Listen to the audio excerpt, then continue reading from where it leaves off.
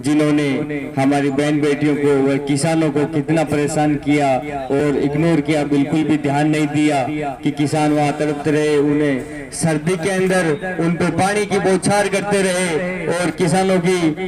कोई भी सुनाई करने वाला नहीं था। जब वहाँ भाई चंद्रशेखर आजाद व हनुमान जी बेनीवाल पहुंचकर उनकी आवाज उठाई और केंद्र में उनकी आवाज बनाई, लेकिन ये बीजेपी सरकार थी तो उनको कोई फर्क नहीं पड़ा और आज भी उन किसानों को व पहलवान बहनों को न्याय नहीं मिला। याद करो वो जो जालोर के अंदर एक सुराना गांव के अंदर मटकी प्रकरण हुआ था, उसके अंदर ये कांग्रेस सरकार ने हमारे SC ST भाइयों को ऊंच नीच करने में कोई किसी प्रकार की कसर नहीं छोड़ी। याद करो जो पाली के अंदर बारुआ गांव के अंदर एक मूछ रखने पर एक भाई की हत्या कर दी जाती है और जब हम न्याय मांगने गए थे तो हम पर लाठियां बरसाई थी और जेल में डालने का काम किया था। याद करो भाई ओम प्रकाश देगर को, जो वहां पर भी हम लोग धरने पे बैठे थे, धरने पर बैठने वालों पर ये कांग्रेस सरकार मुकदमे लगा रही थी और जेल में डालने का काम कर रही थी। जो कांग्रेस सरकार है जो हमारे SC ST के वोटों से राजस्थान के अंदर सरकार बनती है, लेकिन SC ST के भाइयों को किसी भी प्रकार से इग्नोर करने में कमी नहीं छोड़ी। हमारे भाइयों को नीचा दिखाने के लिए कांग्रेस सरकार किसी प्रकार की कमी नहीं छोड़ी। हमारे SC ST के सरकार वोट जो है वो हमेशा कांग्रेस के अंदर देते आए और आज भी दे रहे हैं, लेकिन मैं अभी SC ST के मेरे भीम आर्मी आजाद समाज पार्टी को भाइयों को इस मंच से बता देता हूँ कि ये कांग्रेस सरकार ने हमारे साथ जो भेदभाव किया वो किसी ने नहीं किया है। हम लोग शुरू से ही वोट देते आए हैं और आज भी दे रहे हैं, लेकिन ये सरकार हम लोगों को हमेशा इग्नोर कर रही है। आज भी हमारे सारे जो राजस्थान के अंदर केस बने वो पेंडिंग पड़े हैं, सरकार उस पर कुछ ध्यान नहीं दे रही है। जब इंदर मेघवाल कांड हुआ था तो गहलोत जी को बोला था कि साहब जालोर के अंदर साइला में एक 8 साल के मासूम को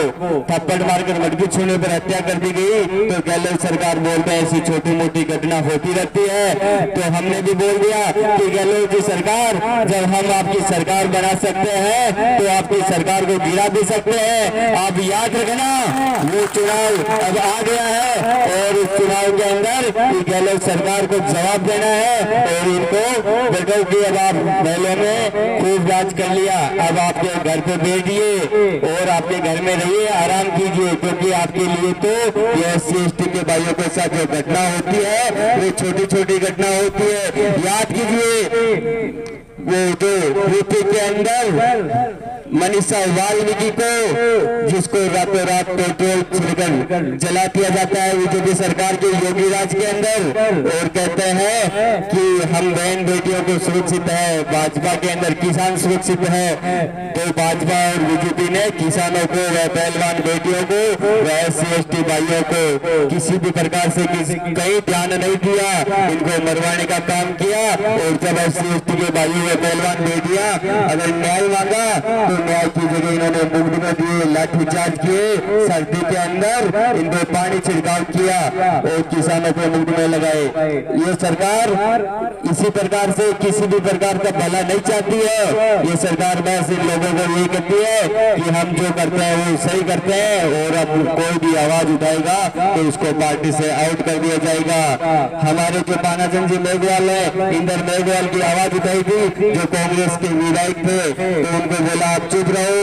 बोलना मत, तो उन्होंने उस टाइम पार्टी से इस्तीफा दे दिया था। लेकिन गहलोत जी ने कहा इस्तीफा हम लेंगे नहीं, उन्होंने कहा हमने भी इस्तीफा दे दिया है। तो ये जो सरकार है उसको सही समय अब इसी टाइम हमारी ताकत बनकर और हमें ये RLP आजाद समाज पार्टी का जो गठबंधन है, उस गठबंधन का जो चुनाव चिन्ह है पानी का बोतल और उसका प्रत्याशी है अमर सिंह चौधरी मकराना से हनुमान जी बेनीवाल